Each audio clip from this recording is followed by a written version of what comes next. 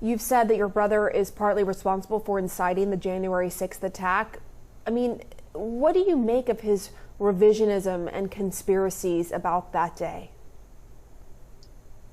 Again, nausea worthy. It's despicable. And it's really cynical because Paul uses this to fundraise. And I think that's actually probably one of the most sickening qualities is that not only is this something that is delusional and it's criminal, if his involvement is with whatever reports that I've seen and read, if that's true, then he is absolutely a part of organizing this insurrection and should be held criminally accountable for it. But he uses it beyond that, Pamela, to fundraise, and I find that even more despicable and disgusting. I mean, you could call that shameless. Is that a quality that you saw in your brother growing up? No, but I've certainly seen it since he started running for office in 2010. To start your campaign work, aligning yourself with Joe Arpaio and SB 1070, that to me was already a sign that something was very wrong. I've worked for about 15 years as a Spanish and English medical interpreter, and I'm very proud of that work. So when I confronted Paul about his ideas regarding immigration, his use of the words illegal, alien, to otherize and dehumanize people, I was concerned then. I didn't know what to do about it then, but when the opportunity came to support Dr. David Brill in 2018, I jumped on it because I felt like that was probably the best platform to draw attention to how hateful and bigoted my brother is. What do you make of the fact that he has constituents that support him, that are donating to his campaign and his office and so forth? What do you make of that? It's a hard thing to understand because I don't know what he's done to actually help his constituents. Whether it's water quality, sustainability, problems with, difficulties in the environment there, not only in the environment, but working in the environment in the area of Prescott and his district. I don't understand what he's actually done for people seriously.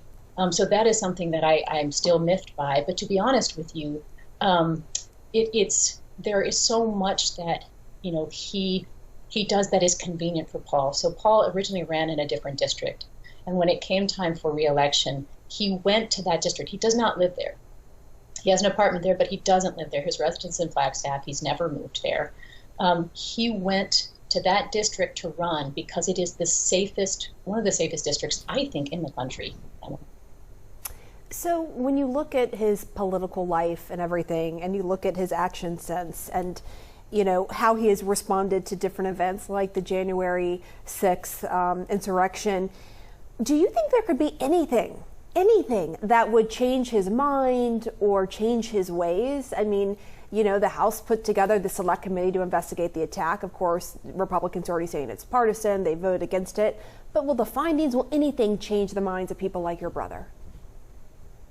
Well, that's the very reason I'm here. I think censure, expulsion, and investigation for criminal activity are the things that actually would wake my brother up. I feel my brother to be addicted to control, domination, and power. So in that respect, holding him accountable is the only way to get this person's attention. And as you've seen and covered, CNN has covered this for some time, his actions are only becoming more and more outrageous, egregious, and disgusting.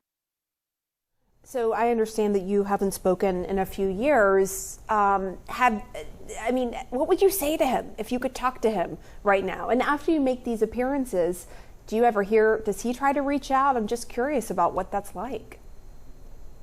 No, I wouldn't communicate with him. I don't ally myself with the Oath Keepers, the Proud Boys, or any other hate group.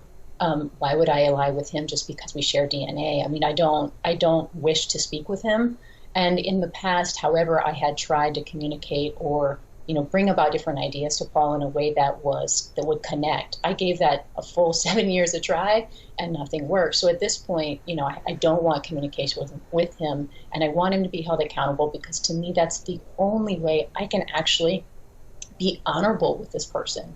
He is addicted to me. To me, he is a person long past a reference for reality and where is healthy, right? So this is the only way I can be an honorable and respectful human being to him, is to actually look for ways to hold him accountable to stop the madness, to be honest with you.